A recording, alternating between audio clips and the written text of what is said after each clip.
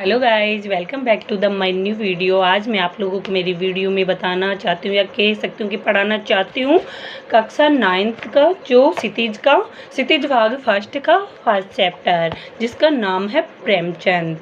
देखो फ्रेंड्स, प्रेमचंद जी के बारे में कौन नहीं जानता, क्योंकि वो एक उपन्यास सम्राट माने जाते हैं और उन्होंने अनंत कहानियाँ, उपन्यास और उन्होंने काफ़ी ऐसे रचनाएं की है जो उनकी अखंड उनका जो अस्तित्व है वो हमारे सामने प्रस्तुत करते हैं। उपन्यास सम्राट मुंशी प्रेमचंद जी के बारे में जो एक छोटी सी अपने इसमें कक्षा 9th में जो यानी क्षितिज का फर्स्ट चैप्टर है, उसमें इनकी एक कहानी है दो बेलों की कथा। तो आप लोगों को दो बेलों की कथा पढ़ने में काफ़ी दिक्कत आती होगी, मैं उसको सार रूप में आप लोगों के सामने बताना चाहती हूँ। प्लीज़ ध्यान देके सुनिएगा कि मुंशी प्रेमचंद जी उस अपनी दो बेलों की कथा के माध्यम से क्या कहना चाहते हैं, क्या नहीं कहना चाहते। तो आप सभी जानते हो कि प्रेमचंद जी का जो जन्म है वो 1880 में बनारस के लम्ही ग्राम में हुआ था। उनका जो मूल नाम था वो क्या था, धनपत राय। स्टार्टिंग से जो भी उन्होंने काव्य रचना की थी वो अपने इसी नाम से की थी, उन्होंने धनपत राय के नाम से। प्रेमचंद जी का जो बचपन है वो अभाव भरा जीवन माना जाता है, ये सीधी सी बात है। उनकी शिक्षा भी ये समझिए कि जो उनकी शिक्षा है बीए तक ही हो पाई थी, लेकिन फिर भी देखो उन्होंने यानी शिक्षा के क्षेत्र में उन्होंने कितनी ख्याति अर्जित की है और उनको आज महानता का दर्जा भी दिला चुकी है। तो अपन पढ़ रहे उनका जो निर्धन है वो 1936 में हुआ था। यानी महान कथाकार जो थे हमारे पास उपन्यास सम्राट, वो हमारे से ये दुनिया से अलग हो चुके थे। उन्होंने बहुत सारी रचनाएं लिखी, जो एक उनकी सबसे मेरी जो मनपसंद या फेवरेट है रचना उनकी, जो उसको कह सकते हैं क्या उपन्यास है उनका, निर्मला, जो एक स्त्री के बारे में है। उसके यानी कैसा उसका जीवन पूरा संपूर्ण जो जीवन है वो किस प्रकार बर्बाद होता है, क्योंकि ये जो दहेज है वो किस प्रकार एक अबला की ज़िंदगी तबाह करता है, उसी के बारे में भी उसमें पूरे उपन्यास में निर्मला का ही चरित्र सामने उभर कर आता है कि वो कितने सारे संघर्ष झेलती है। और ये होता है कि एक 13 साल की लड़की का अनमेल विवाह किया जाता है उसके पिता की उम्र से, तो और उसके पति का नाम होता है मुंशी तोताराम। तो ये कहानी मैं और कभी बताऊंगी आप लोगों को, लेकिन उससे पहले आज मैं आप मुंशी प्रेमचंद जी की दो बेलों की कथा के बारे में बताना चाहती हूँ। जो इस कथा में क्या होता है, झूरी और कच्छी के दो बेल होते हैं, यानी झूरी और कच्छी दो हस्बैंड वाइफ होते हैं और उनके दो बेल होते हैं। उनका नाम होता है हीरा एंड मोती। क्या नाम होता है फ्रेंड्स, हीरा एंड मोती। हीरा एंड मोती अपने मालिक के पास, झूरी के पास बड़े खुशी आनंद पूर्वक रहते हैं और झूरी जो है अपने बेलों से बहुत अनन्य प्रेम करता है, यानी पशुओं से जो लगाव होता है वो झूरी से ही कोई सीखे। एक दिन क्या होता है, कच्छी का भाई जो है उसका नाम होता है गया, वो अपनी बहन के पास आता है, कहता है कि दीदी आपकी बेल मुझे चाहिए, जीजा जी आपके बेल मुझे चाहिए, क्योंकि मेरे भी खेती बाड़ी का काफ़ी काम है और मेरे दो बेलों से वो नहीं होने वाला है। जब बुआई की जाती है तो काफ़ी प्रॉब्लम आती है, तो उससे लगा कि दो बेल और हो जाए तो आराम से खेती का कार्य हो जाएगा। ऐसे में झूरी जो है अपने साले गया के साथ हीरा एंड मोती को भेज देता है। हीरा एंड मोती को ऐसा पता नहीं चलता कि उनके साथ क्या हो रहा है। उनके मालिक का वो इतना ख्याल रखने के बावजूद भी उनको कहाँ भेजा जा रहा है, क्यों भेजा जा रहा है, किस लिए भेजा जा रहा है, वो थोड़े क्या होते हैं ना समझ, क्योंकि वो एक क्या रह गए बेचारे, बेल रह गए। यानी बेल को गधे के समान माना जाता है, गधे का ही क्या माना जाता है, थोड़ा सा समझदार भाई, यानी उसी का भाई माना जाता है। यहाँ पे उसी के बारे में कहा गया थोड़ा सा समझदार, बिल्कुल गधे के जैसा ही, बिल्कुल उसकी सरलता का, हीरा और मोती की सरलता एंड सादगी का और या फिर गधे की सादगी का यहाँ पे इस प्रकार चरित्र उभर के सामने आता है।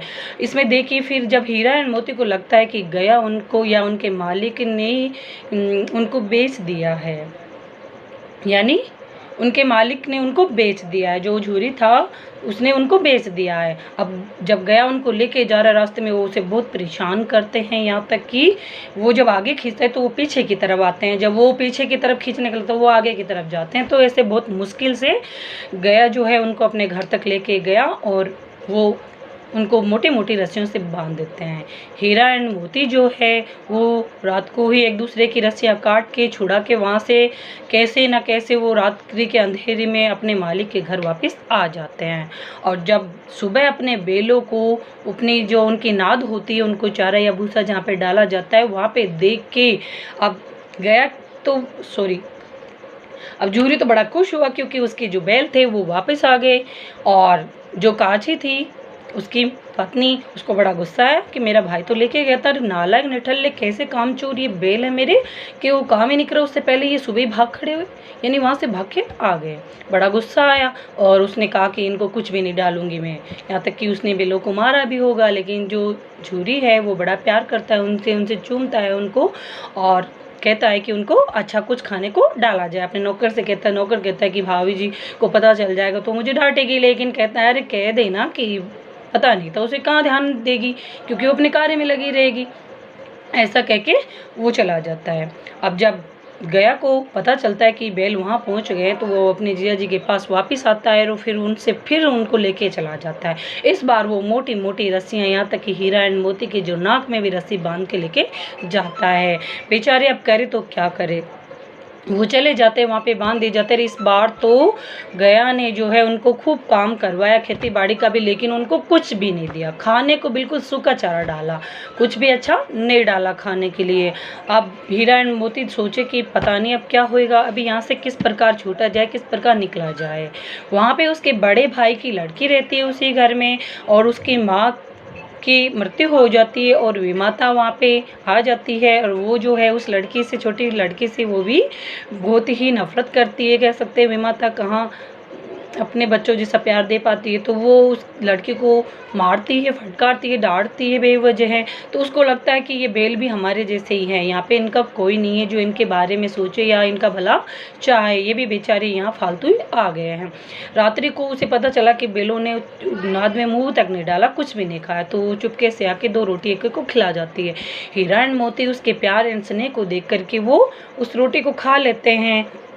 उसके बाद में बैल रात्रि को वहाँ से भागने की कोशिश करते हैं तो वो लड़की उनकी मदद करती है, वो आके उनकी रस्सियाँ खोल जाती है और कहती है जाके अपने घर के अंदर। हीरा एंड मोती उठ के भागने के लिए तैयार नहीं थे, लेकिन फिर वो अंदर जाके शोर करती है, फूफा वाले, ओ चाचा ताऊ जो भी हो, पापा उठो, फूफा वाले बैल भागे जा रहे हैं। वो ऐसा शोर करती है जिससे कि हीरा एंड मोती भग खड़े होते हैं। जैसे ही वो भगते भगते वहाँ से बहुत दूर चले जाते हैं और जो गया है उनके पीछे पीछे भागता है, लेकिन वो देखता है कि अकेले मेरे बस की बात नहीं है। वो वापस दबे पांव लौट आता है और वो सोचता है कि एक आध व्यक्ति गांव वालों को लेके जाऊंगा, तब जाके मेरे ये हाथ में आएंगे। तब वो चला जाता है।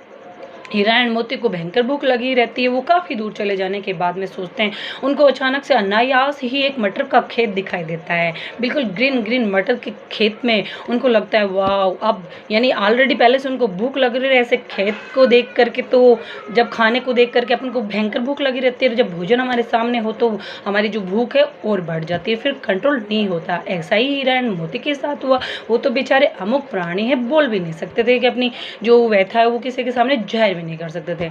अब भी वो तो दोनों के दोनों जाके उस मटर के खेत में आराम से पार्टी बनाए। मटर का खेत काफ़ी हद तक उन्होंने खाया घूम फिर के और कुछ बर्बाद भी कर दिया।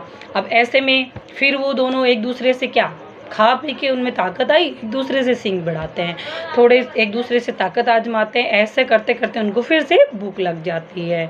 जो हीरा है वो वाकई में हीरा होता है, क्योंकि वो हमेशा स्त्री का सम्मान करता है। यहाँ पे कुछ भी गलत करने से पहले वो 7 बार सोचता है। वो ये भी सोचता है कि उस बेचारी लड़की के ऊपर कहीं आफत और ना आ जाए, और काफ़ी चीज़ें। वो एक ऐसे जैसे एक सच्चे में जो इंसान के मायने होते हैं कि वो सच्चा सज्जन इंसान जो किसी के बारे में सोचता है, बिल्कुल हीरा हीरा होता है हर प्रकार से, हर कोटि से।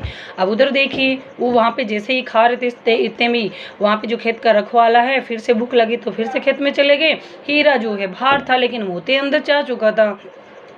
ऐसे में खेत का जो रखवाला है चारों तरफ से अपने आदमी को लट लेके आके उसको घेर लेते हैं और पकड़ लेते हैं। ऐसे में हीरा नहीं भागता, क्योंकि वो अपने मित्र से अनन्य प्रेम करता है। ये 2 दोस्तों की घनिष्ठता का भी यहाँ पे परिचय है कि एक दोस्त को संकट में देख करके दूसरा दोस्त उसे मुसीबत के वक्त छोड़ के नहीं जाता, उसी के साथ खड़ा रहता है। ये हमें उन अमुक जानवरों से सीखने को मिल रही है, जबकि इंसानियत में ऐसा नहीं है, बिल्कुल लेस मात्र हो चुकी है इंसानियत की।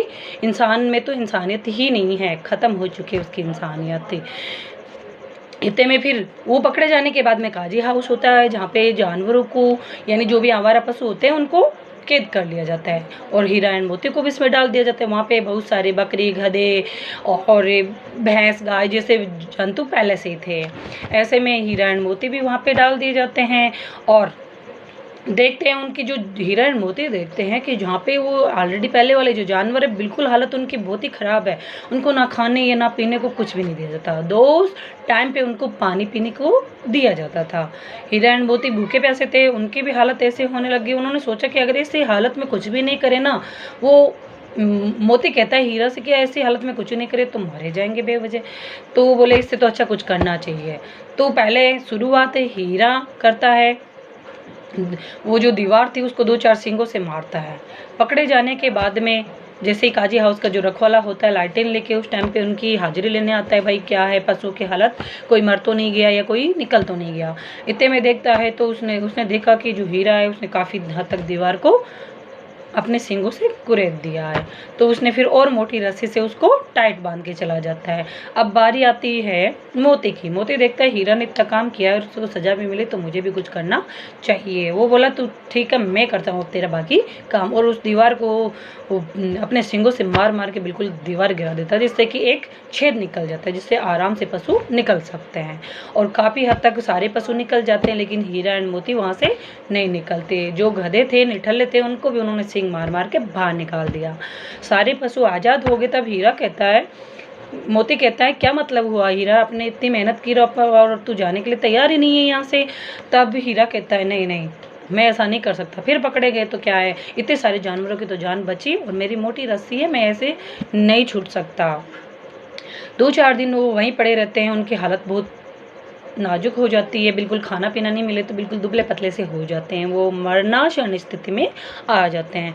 और 2-4 दिन बाद वहाँ पे एक यानी कि मेला होता है जिसमें जो आवारा पशु होते हैं उनकी नीलामी की जाती है। काफ़ी लोग इकट्ठे हो जाते हैं, हीरा एंड मोती को भी बाहर निकाला जाता है। और जैसे ही उनको देख देख के काफ़ी लोग आते हैं और उनकी बॉडी को छू छू के ऐसे चुबा के उनकी हड्डियों को दबा दबा के देखते हैं कि नहीं ये काम की नहीं है। एक डडियल होता है जो उनको खरीद लेता है, तो वो होता है कसाई, इसलिए उसको तो क्या है, उनको चढ़ खाने में जाके काटना ही तो है, इसलिए वो पैसे लगा के उनको ले जाता है। हीरा एंड मोती जब भी उस डडियल को देखते हैं, विकराल उसका रूप होता है, तो वो डर जाते हैं और वो उसको लेके हीरा एंड मोती को लेके जाता है। डडियल मारता हुआ उनको लेके जाता रहता है। काफ़ी दूर तक चलते चलते हीरा एंड मोती को लगता है कि रास्ता जो है जाना पहचाना सा है, और जैसे जैसे आगे बढ़ते गए बिल्कुल उनको लगा कि अपना ही रास्ता है, अपना ही गांव आने वाला है। जैसे ही गांव आया दोनों की जो साहस है और ज़्यादा बढ़ गया और वो तेज़ी से चलने लगे और चलते चलते उस डडेल के तो मारे सींग और अपने गांव आते गांव में से दोनों ने भगते ही अपने मालिक के घर जाके पहुंच जाते हैं। नाद में खाना खाने लगते हैं और डडेल को भी काफ़ी हद तक वो वापस भगाते हैं। वो डडेल वहां पे पहुंच जाता है। जब जूरी काछी अपने बेलों को देखते हैं तो बहुत ही खुश हो जाते हैं और उनको चूमने लगता है। और जब डडेल वहाँ पूछता है तो कहता है ये तो मेरा है, मेरे हैं, तो मैं इनको काजी हाउस से छुड़ा के लाया हूँ, इनके पैसे चुका के आया हूँ। लेकिन जूरी कहता है कि तो मेरे बैल हैं, खबरदार जो मेरे बैलों को छुआ तो किसी की मत नहीं कि मेरे बिना पूछे मेरे बिना कहीं मेरे बैलों की कोई नीलामी कर दे, ऐसा पॉसिबल नहीं है। और वहाँ के जो बच्चे हैं वो तालियां बजाते अपने अपने घरों से हीरा एंड मोती की बहादुरी को देख करके कोई गुड़ लाता है, कोई रोटी लाता है और अनन्य प्यार उन पे दर्शाता है। तो ये है मुंशी प्रेमचंद जी की 2 बैलों की कथा, कक्षा 9 का चैप्टर फर्स्ट है। अगर आप लोगों को पसंद आए फ्रेंड्स मेरी वीडियो एंड मेरी ये पढ़ाने का तरीका, तो मेरे चैनल को सब्सक्राइब अवश्य कीजिएगा और ज़्यादा से ज़्यादा बच्चों को ये वीडियो दिखाइएगा, कक्षा 9 वालों को, ताकि उनको कुछ सीखने को मिले, कुछ समझने को मिले और उनका रिवीजन होता रहे। Okay friends, bye.